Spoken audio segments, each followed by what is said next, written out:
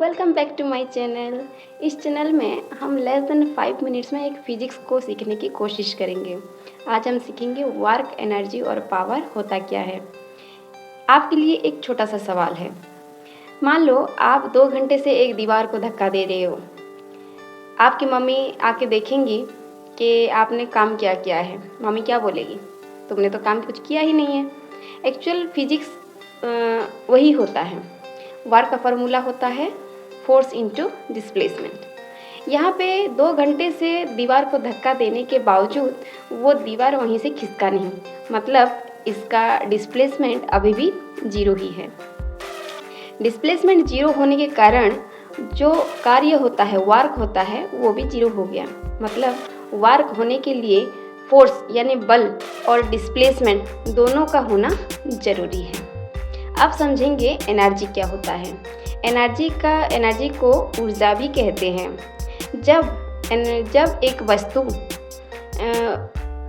गति कर रहा है, कोई काम कर रहा है, तो वो उसमें एनर्जी लगता है। जैसे कि एक बॉल को हम ऊपर फेंकेंगे तो वो मूव कर रहा है, मूव करने से उसका काइनेटिक एनर्जी और पोटेंशियल एनर्जी आ रहा है। जैसे कि एक वस्तु गति कर रहा है तो उसका मतलब उसका गति शक्ति यानी काइनेटिक एनर्जी डेवलप हो रहा है। और जब एक बॉल ऊपर जा रहा है तो उसका पोटेंशियल एनर्जी डेवलप हो रहा है। जैसे कि एक हाइट में होगा तो उसका पोटेंशियल एनर्जी होगा। मान लो एक बॉल को हम ऊपर फेंक रहे हैं, ऊपर फेंकने से उसका काइनेटिक एनर्जी कम होते जा रहा है, और जैसे ही हाइट बढ़ेगा उसका पोटेंशियल एनर्जी भी बढ़ता ही जाएगा। इसका सिद्धांत यही है कि एनर्जी कभी नष्ट नहीं होता। एनर्जी हमेशा एक रूप से अन्य रूप में कन्वर्ट होता है। इसे कहते हैं conservation of energy. Next point है पावर। पावर किसे कहते हैं?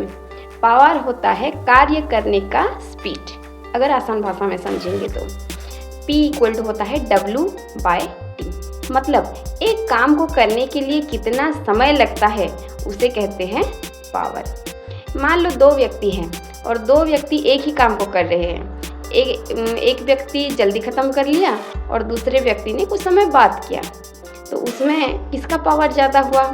जो व्यक्ति वही काम को कम समय में किया उसका पावर ज़्यादा है। अगर समरी कर दे तो वर्क क्या है? वर्क होता है फोर्स इनटू डिस्प्लेसमेंट। और एनर्जी क्या होता है? कार्य करने का क्षमता। और पावर क्या होता है? कार्य करने का स्पीड। धन्यवाद। Bye bye.